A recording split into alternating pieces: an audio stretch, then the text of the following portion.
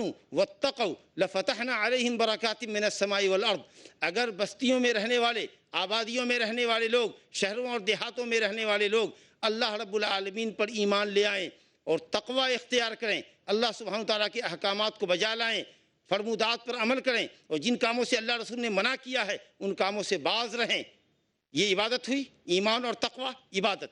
اس کے فوائد کیا دنیا کی زندگی میں مل رہے ہیں؟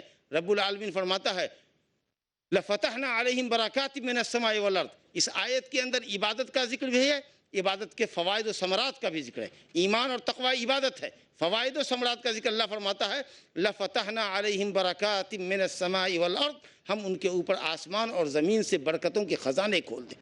آسمان سے خزانے کھولنے اور روزی کھولنے کا مطلب آسمان سے بارش برسائیں، آسمان سے بارش برسائیں، کیونکہ اسی سے پودا نکلتا ہے، اور زمین سے روزی کا انتظام کریں، پودے غلے اگائیں، پھل فروٹ اگائیں، اور معدنیات خزانے جو زمین میں دفن ہیں ان کو اللہ تعالیٰ باہر لائے اور لوگوں کی روزی روٹی کا سامان کرے۔ یہی وعدہ رب العالمین نے اہل کتاب سے بھی کیا، وَلَوْ أَنَّهُمْ أَقَامُوا التَّوْرَاةَ وَالْإِنْجِيلَ وَمَا أُنزِلَ إِلَيْهِمْ مِنْ رَبِّهِمْ لَأَكَلُوا مِنْ فَوْقِهِمْ وَمِنْ تَحْتِ أَرْجُلِهِمْ، اگر یہ اہل کتاب توریت اور انجیل کو قائم کریں، یعنی توریت و انجیل پر عمل کریں، اور توریت و انجیل پر وَمَا أُنزِلَ إِلَيْهِمْ مِنْ رَبِّهِمْ، اور جو ان کے رب کی طرف سے نازل ہے، شریعت محمدیہ پر ایمان لے آئیں، کیونکہ توریت و انجیل پر ایمان لانے کا مطلب نبی صلی اللہ علیہ وسلم پر ایمان لانا ہے، کیونکہ نبی صلی اللہ علیہ وسلم پر ایمان لانے کی بات توریت انجیل میں موجود ہے۔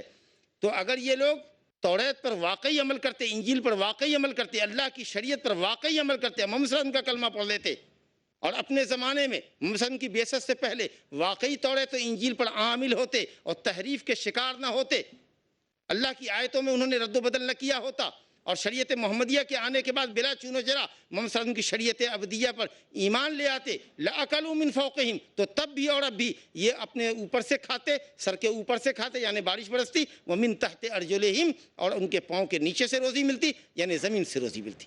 ان دونوں آیتوں کے اندر اللہ رب العالمین نے دنیاوی فوائد کا ذکر کیا ہے عبادتوں کے نتیجے میں، یعنی بھرپور روزی عطا کرنے کا وعدہ فرمایا ہے۔ اخروی فوائد کا ذکر اللہ تعالیٰ نے اور بھی بہت سی آیتوں میں فرمایا۔ انہی اہل کتاب کے متعلق اللہ نے فرمایا وَلَوْ أَنَّ أَهْلَ الْكِتَابِ آمَنُوا وَاتَّقَوْا لَكَفَّرْنَا عَنْهُمْ سَيِّئَاتِهِمْ وَلَأَدْخَلْنَاهُمْ جَنَّاتِ النَّعِيمِ، اگر یہ اہل کتاب اللہ پر ایمان لے آئیں، اللہ کا تقوی اختیار کر لیں، تو اللہ رب العالمین کی خطاؤں کو ملیا میٹ کر دے، ان کے گناہوں کو بخش دے۔ رب العالمین نے امت محمدیہ سے خطاب فرمایا، سورہ احزاب کی آیت ہے، مشہور آیت، یا ایھا الذین آمنوا اتقوا اللہ وقولوا قولا سدیدا یصلح لکم اعمالکم ویغفر لکم ذنوبکم ومن یطع اللہ ورسولہ فقد فاز فوزا عظیما۔ اے ایمان والو اللہ کا تقوی اختیار کرو، درست بات بولو، اگر لوگ ایسا کر لیں اللہ تمہارے عملوں کو درست کر دے گا۔ یہ فائدہ دنیا میں ملے گا کہ تم اللہ کی توفیق سے درست راہ پہ آ جاؤ گے، تمہارا ہر کام درست ہو جائے گا، تمہاری ہر عبادت درست ہو جائے گی ایمان اور تقوی کی بدولت۔ یصلح لکم اعمالکم ویغفر لکم ذنوبکم، اور اخروی فائدہ ہوگا کہ تمہارے گناہوں کو اللہ بخش دے گا۔ ومن یطع اللہ ورسولہ، اور تمام شریعت کا خلاصہ بتایا گیا کہ جو اللہ اور اس کے رسول کی اطاعت کرتا ہے بلا چون و چرا، اللہ اور اس کے رسول کی شریعت کو فالو کرتا ہے، فقد فاز فوزا عظیما، اس نے زبردست کامیابی حاصل۔ الحمدللہ بہت سی آیات کے اندر ایمان اور تقوی کے فضائل اور اس کے ثمرات بیان کیے گئے ہیں۔ سورہ طلاق کی آیت نمبر 2 اور پھر اس کے بعد کی 2 لگاتار آیتوں کے اندر اللہ نے ایمان اور تقوی کا ذکر فرمایا ہے اور اس کے ثمرات کا ذکر فرمایا۔ اللہ رب العالمین آیت نمبر 2 سورہ طلاق میں فرماتا ہے وَمَن يَتَّقِ اللَّهَ يَجْعَلْ لَهُ مَخْرَجًا وَيَرْزُقْهُ مِنْ حَيْثُ لَا يَحْتَسِبُ۔ اللہ اکبر۔ جو اللہ سبحانہ و تعالیٰ کا تقوی اختیار کرتا ہے، میں نے عرض کیا ابھی آپ کے سامنے کہ تقوی کہتے ہیں اللہ رب العالمین کے حکموں کو بجا لانا، فرمودات پر عمل کرنا، اور منہیات سے، منکرات سے، منع کردہ چیزوں سے اجتناب کرنا۔ گویا اللہ کے اوامر کی بجا آوری اور منہیات سے اجتناب کے ذریعے اللہ رب العالمین کی اطاعت اور فرما برداری کے بجا لانے کا نام تقوی ہے۔ تو اگر لوگ تقوی شعار ہو جائیں، شریعت پر عمل کریں اور گناہوں کے کاموں سے بچیں، رب العالمین اس کا فائدہ بیان فرماتا ہے کہ اللہ تعالیٰ ان کے لیے ہر پریشانی سے نجات کی راہ نکال دے گا، ہر مشکل سے اللہ ان کو باہر لے آئے گا، شدائد و مشکلات سے اللہ تعالیٰ ان کو نجات عطا فرمائے گا، ان کی حفاظت فرمائے گا۔ وَيَرْزُقْهُ مِنْ حَيْثُ لَا يَحْتَسِبُ، اور ایسے شخص کو اللہ تعالیٰ بلا سان و گمان روزی عطا فرمائے گا، ایسی جگہوں سے روزی عطا فرمائے گا، ایسی جگہوں سے روزی عطا فرمائے گا جہاں سے روزی ملنے کی کوئی توقع نہ تھی، تو ہر پریشانی سے نجات دے گا متقی کو، اور بلا سان و گمان بغیر توقع کہ اللہ تعالیٰ بھرپور روزی عطا فرمائے گا۔ یہ دنیاوی فائدے کا ذکر ہوا۔ اس کے بعد ہی کی آیت میں اللہ نے فرمایا وَمَن يَتَّقِ اللَّهَ يَجْعَل لَّهُ مِنْ أَمْرِهِ يُسْرًا، جو اللہ کا تقوی اختیار کرے گا اللہ اس کے معاملے کو آسان فرما دے گا، دین اور دنیا کی سعادت کے راستوں کو اللہ اس کے لیے کھول دے گا، اور دین و دنیا کی سعادت تک پہنچنا، سعادت کا حصول ان کے لیے آسان ہو جائے گا۔ یہ بھی دنیاوی فائدے کا ذکر ہوا۔ اور تیسری آیت جو سورہ طلاق میں آئی ہے، اس کے بعد والی جو آیت ہے، اس میں رب العالمین نے اخروی فائدے کا ذکر کیا، وَمَن يَتَّقِ اللَّهَ يُكَفِّرْ عَنْهُ سَيِّئَاتِهِ وَيُعْظِمْ لَهُ أَجْرًا، اللہ تعالیٰ اس کے گناہوں کو ملیا میٹ کر دے گا، گناہوں کی تکفیر کر دے گا، یعنی مٹا دے گا۔ کھیتی کرنے والے کو بھی کافر کہتے ہیں اس لیے کہ وہ دانے کو مٹی کے اندر چھپا دیتا ہے، اور کافر کو بھی کافر اس لیے کہتے ہیں کہ وہ اللہ کی توحید کو چھپاتا ہے۔ تو یکفر عنہ سیئاتہ، اللہ اس کی خطاؤں کو چھپا دے گا، وَيُعْظِمْ لَهُ أَجْرًا، اس کے اجر کو خوب بڑھا چڑھا کر عطا فرمائے گا۔ یہ اخروی فائدے کا ذکر ہے۔ تو اس طریقے سے تقوی اور ایمان کی جو فضیلتیں ہیں وہ مختلف آیتوں میں بکھری پڑی ہیں۔ چند آیتیں آپ کے سامنے پیش کی گئیں۔ عبادتوں کے اندر ایک اہم عبادت ہے گناہوں سے توبہ اور استغفار، اس کی بھی اپنی جگہ بڑی فضیلت ہے۔ مومن کو چاہیے کہ ہمیشہ اپنے عملوں کا محاسبہ کرتا رہے، اپنے گناہوں پر نادم اور شرمندہ ہو، اللہ رب العالمین سے معافی چاہے، اور آئندہ کے لیے پختہ عزم کر کے وہ دوبارہ گناہ نہیں کرے گا۔ بڑے فوائد ہیں۔ حضرت نوح علیہ السلام ان کی قوم کی حکایت نقل کرتے ہوئے اللہ فرماتا ہے، سورہ نوح کی مشہور آیت ہے، فَقُلْتُ اسْتَغْفِرُوا رَبَّكُمْ إِنَّهُ كَانَ غَفَّارًا يُرْسِلِ السَّمَاءَ عَلَيْكُمْ مِدْرَارًا وَيُمْدِدْكُمْ بِأَمْوَالٍ وَبَنِينَ وَيَجْعَلْ لَكُمْ جَنَّاتٍ وَيَجْعَلْ لَكُمْ أَنْهَارًا۔ حضرت نوح علیہ السلام کہتے ہیں کہ میں نے کہا اپنی قوم کے لوگوں سے، استغفروا ربکم، اپنے رب سے معافی چاہو، شرک سے معافی چاہو، گناہوں سے معافی چاہو، ظلم و زیادتی سے معافی چاہو، انہو کان غفارا، اللہ تعالیٰ بہت بخشنے والا ہے، بہت زیادہ بخشنے والا ہے۔ اگر گناہوں سے معافی چاہو گے، جس دن سچے دل سے اللہ کے حضور تائب ہو جاؤ گے، شرک سے توبہ کر لو گے، معصیت سے توبہ کر لو گے، اللہ کو توبہ قبول کرنے والا اور بخشنے والا اور مہربان پاؤ۔ فَقُلْتُ اسْتَغْفِرُوا رَبَّكُمْ إِنَّهُ كَانَ غَفَّارًا يُرْسِلِ السَّمَاءَ عَلَيْكُمْ مِدْرَارًا، استغفار کی برکت سے اللہ تمہارے گناہوں کو مٹائے گا ہی، آسمان سے موسلا دھار بارش برسائے گا، یعنی تمہاری روزی روٹی کا سامان کرے گا۔ وَيُمْدِدْكُمْ بِأَمْوَالٍ وَبَنِينَ، اور مال سے نوازے گا، مال میں اضافہ فرمائے گا اور بیٹے عطا فرمائے گا۔ گویا توبہ استغفار مال کی اضافے اور اولاد نرینہ کے حصول کا ذریعہ ہے۔ بعض سلف سے ہے کہ اگر کسی کے یہاں اولاد نرینہ نہ ہو تو کثرت سے وہ توبہ استغفار کیا کرے۔ وَيُمْدِدْكُمْ بِأَمْوَالٍ وَبَنِينَ وَيَجْعَلْ لَكُمْ جَنَّاتٍ وَيَجْعَلْ لَكُمْ أَنْهَارًا، اللہ تعالیٰ تمہارے لیے باغات بنائے گا، تمہارے لیے نہریں جاری کرے گا۔ اس طرح سے رب العالمین نے بہت سے فوائد کا ذکر کیا ہے۔ میں آپ کے سامنے عبادت کے فوائد کے تعلق سے ایک حدیث آپ کے سامنے پیش کرتا ہوں۔ یہ نہایت عمدہ، نہایت جامع اور نہایت ہی نفیس وصیت ہے جو نبی کریم صلی اللہ علیہ وسلم نے حضرت عبداللہ بن عباس سے فرمائی تھی۔ آپ نے کہا حضرت عبداللہ بن عباس سے، ترمذی شریف کی روایت ہے، احفظ اللہ یحفظک تجدہ تجاہک، اللہ کی حفاظت کرو۔ غور فرمائیے، اللہ کی تم حفاظت کرو۔ ابن عباس کو نصیحت فرما رہے ہیں، یہ نصیحت پوری امت کو ہے۔ اللہ کی حفاظت کرو، اللہ تمہاری حفاظت کرے گا۔ اللہ کی حفاظت کرو، اللہ کو اپنی آنکھوں کے سامنے، اپنی نگاہوں کے سامنے پاؤ گے، اپنے سامنے پاؤ گے۔ اللہ کی حفاظت سے مراد اللہ کے دین کی حفاظت، اللہ کے حدود کی حفاظت، اللہ کے اوامر و نواہی کی حفاظت۔ اگر اللہ کے دین پر قائم رہو گے، اوامر کو بجا لاؤ گے اور منہیات و منکرات سے اجتناب کرو گے تو اللہ تعالیٰ تمہاری حفاظت کرے گا۔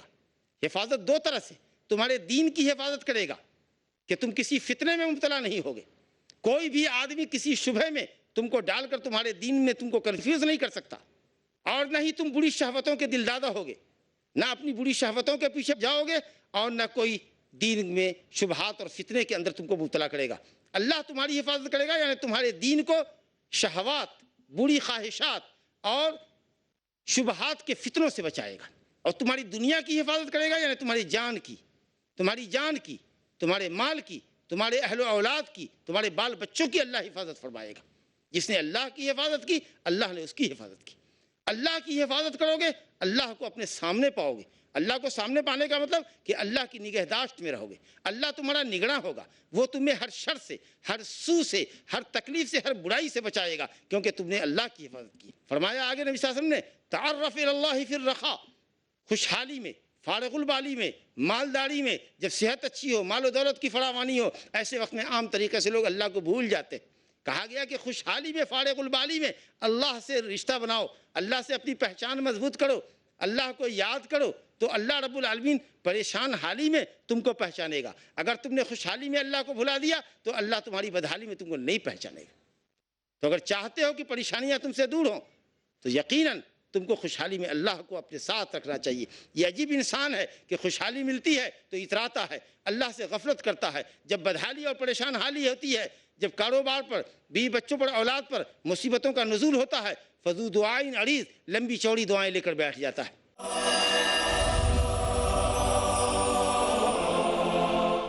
پریشانی اور مشکلات میں کس طریقہ سے عبادتیں جو خوشحالی کے عالم میں کی گئی تھی، کس طریقہ سے انسان کے لیے حفاظت کا باذن اللہ ذریعہ بنتی ہیں، آپ اس کو اس حدیث سے ملاحظہ کیجئے جو صحیحین کے اندر موجود ہے، جس کے راوی حضرت عبداللہ بن عمر رضی اللہ عنہ ہیں۔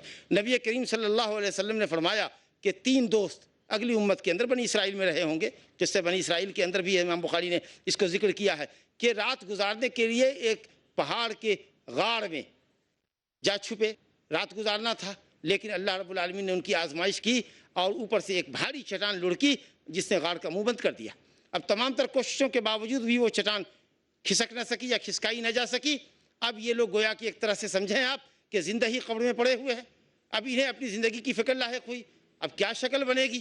کمزور ایمان لوگ ہوتے تو کہتے اللہ تجھ کو فلاں پیر کا واسطہ، فلاں نبی کا واسطہ، فلاں صالح بندے کا واسطہ۔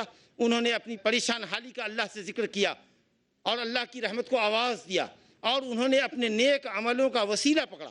تقرب اللہ کے لیے، اللہ سے نزدیکی حاصل کرنے کے لیے انہوں نے اپنے نیک عملوں کو اللہ کے سامنے پیش کیا۔ جن عملوں کو انہوں نے خالص اللہ سبحانہ وتعالیٰ کی رضا اور خوشنودی کے لیے کیا تھا۔ فارغ البالی کے عالم میں، پریشان حالی سے، پریشانی میں پڑنے سے پہلے جو نیکی کا کام انہوں نے کیا تھا، اللہ رب العالمین کے سامنے انہوں نے ان عملوں کا واسطہ اللہ کو دیا۔ ایک نے اپنے ماں باپ کی عدیم النظیر خدمت کا اور ان کے ساتھ حسن سلوک کا واسطہ دیا، اور بر الوالدین کو، والدین کے ساتھ اچھے سلوک کو اس نے وسیلہ بنایا۔ دوسرے نے زنا کے اوپر قدرت رکھنے کے باوجود، صرف اللہ کے خوف سے زنا پر قدرت رکھنے کے باوجود زنا کاری نہ کی، توبہ کیا، ہٹ گیا وہ اللہ رب العالمین نے اس کے سبب۔ اور تیسرے نے ایک مزدور کی مزدوری رکھی تھی، مزدوری لینے پر مزدور سے آناکانی ہو گئی تھی، مزدور مزدوری چھوڑ کر چلا گیا اور اس نے اس کو اپنے کاروبار میں لگا دیا، اور اس طریقہ سے اس کی مزدوری ڈیولپ کرتے کرتے بہت بڑے اثاثے اور سرمایہ کی شکل میں تبدیل ہو چکی تھی۔ ایک زمانے پر وہ آیا جب مزدور کی میری وہی مزدوری دے دو جو کبھی میں نے تمہارے پاس چھوڑ دی تھی، تو اس نے کہا یہ سارے مال و اسباب، یہ بکریاں اور یہ تمام گائے اور اس کے یہ ریوڑ اور یہ مزدور اور چرواہے جتنے، وہ سب تمہارے ہیں، تمہارے اسی مزدوری کی برکت ہے۔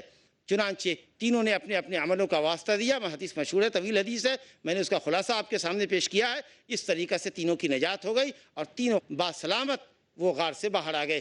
تو یہ عمل، یہ تینوں نے اپنے اپنے نیک عملوں کے دفتر کو کھنگال کر انہوں نے 3 بڑے اچھے عمل اللہ کے سامنے بطور وسیلہ کے پیش کیا۔ اللہ رب العالمین نے ان کی پریشانیوں کو ان سے دور کیا۔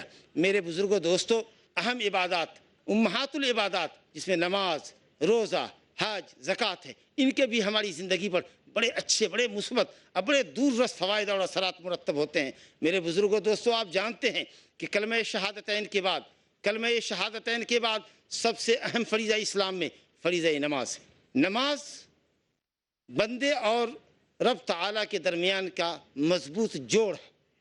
جو آدمی 5 وقت کی نماز فرض با جماعت ادا کرنے کی کوشش کرتا ہے، نماز تو فرض ہے، جماعت سے ادا کرنا بھی واجب سمجھتا ہے، بلا عذر شرعی کے جماعت سے پیچھے نہیں رہتا اور نوافل کا اہتمام کرتا ہے، سنن و نوافل کا اہتمام کرتا ہے، تو جس قدر وہ نمازوں کا اہتمام کرتا ہے اسی قدر اس کا رشتہ اللہ رب العالمین سے مضبوط تر ہوتا چلا جاتا ہے۔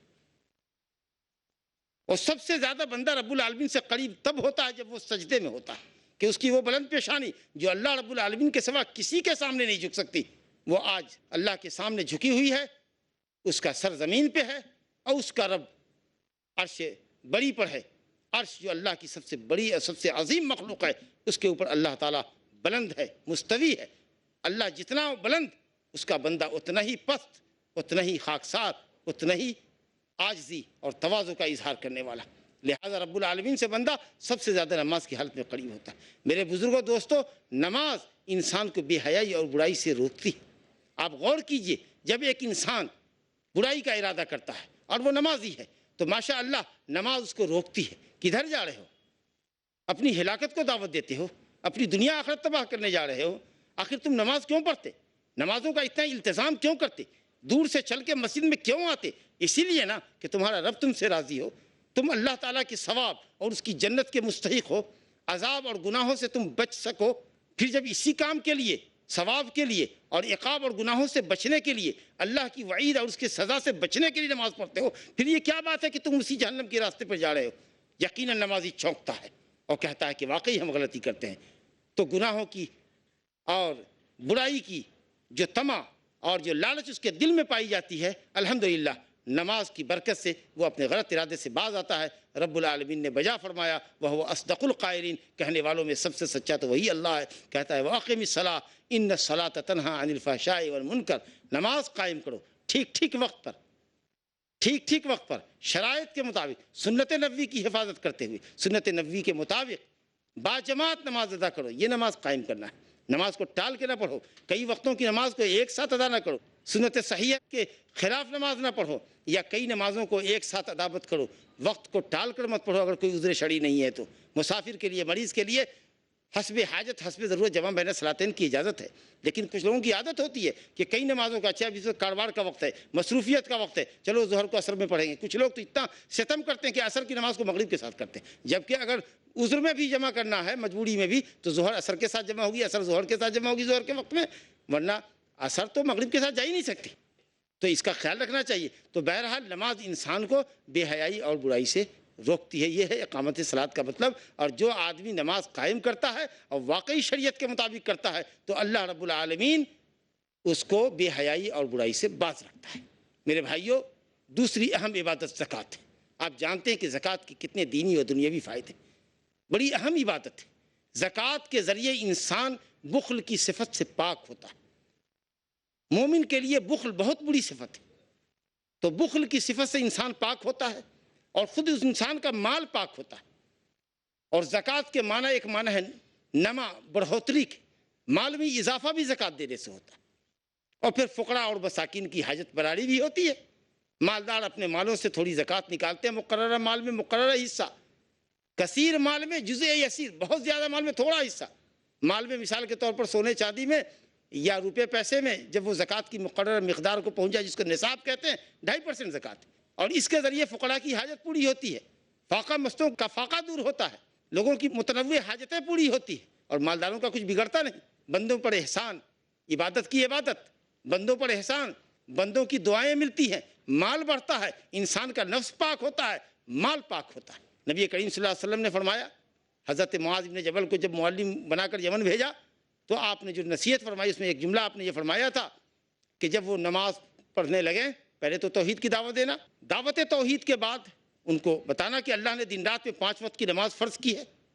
جب وہ اس پر کاربند ہو جائیں تو ان کو بتانا فعالم ان اللہ افترض علیہم صدقۃ فی اموالہم تؤخذ من اغنیائہم وترد علی فقرائہم یا ترد الی فقرائہم، او کما قال صلی اللہ علیہ وسلم، کہ ان کو بتانا نماز کے بعد کہ اللہ نے مالداروں کے مال میں زکوٰۃ فرض کی ہے، جو ان کے مالداروں سے لی جاتی ہے اور فقراء اور مساکین پہ خرچ کی جاتی ہے۔ تو اس طریقے سے زکوٰۃ کے بہت سے دینی و دنیاوی اور معاشرتی فوائد حاصل ہیں۔ اگر مسلمانوں کے ہاں زکوٰۃ کا نظم صحیح ہو جائے، آپ مالدار حضرات اپنے مالوں کی صحیح زکوٰۃ نکالیں، کھیتی کرنے والے لوگ اپنی کاشت کی صحیح زکوٰۃ نکالیں شریعت کے مسائل معلوم کر کے، تو انشاءاللہ تعالیٰ فقر و فاقہ کا اور غریبی کا اسلام میں جو بہترین علاج ہے، اس سے اچھا علاج دنیا کے سامنے غربت کا کوئی علاج ہو نہیں سکتا۔ میرے بزرگوں، دوستو، فقراء اور مساکین پر صدقہ کرنے کی کیا برکت ہوتی ہے، کیا فضیلت ہے، آپ اس کو ایک حدیث سے ملاحظہ کیجئے جو صحیح مسلم کے اندر حضرت ابو ہریرہ رضی اللہ عنہ سے روایت ہے۔ نبی کریم صلی اللہ علیہ وسلم نے فرمایا کہ ایک شخص کسی چٹیل میدان سے گزر رہا تھا، اس نے ایک بدلی میں آواز سنی، بدلی اس کے سامنے آئی آسمان میں، اور وہاں سے آواز آئی، بدلی کو یہ کہا جا رہا ہے کہ جا کر کسی ایک شخص کا نام لے کر کہ اس کے باغ میں برسو، اس کے باغ کو جا کر سیراب کراؤ۔ یہ آدمی چونک گیا، جو جا رہا تھا، گزر رہا تھا چٹیل میدان سے، دیکھا اس نے وہ بدلی چلی، وہ بدلی کے ساتھ ساتھ چلا، ہررہ میں جہاں چھوٹے چھوٹے پتھر کے ٹکڑے بچھے ہوتے ہیں میدان میں، وادی میں، وہاں وہ بدلی برسی، جس بدلی سے آواز آئی تھی وہ بدلی برسی۔ اور پھر وہاں سے ایک نالا نکلتا تھا، اس نالے میں پانی بھر گیا اور پورا نالا لبالب ہو گیا، اور پھر وہ نالا چلا، اس کے ساتھ ساتھ یہ بندہ بھی چلا۔ وہ ایک باغ کے اندر نالا گھسا، یہ بھی اس باغ میں گھسا، دیکھا کہ ایک شخص ہے باغ کا مالک جو کدال سے پانی کو پورے باغ کے اندر پھیلانے کا کام کر رہا ہے۔ اس نے پوچھا، اے عبداللہ، اے اللہ کے بندے، تمہارا نام کیا ہے؟ اس نے اپنا نام بتایا، کوئی سا بھی نام رہا ہو، کہا ہوگا مثال کے طور پر میرا نام محمد۔ کہا مگر کیا بات ہے میرے بھائی، میرا نام کیوں پوچھ رہے ہو؟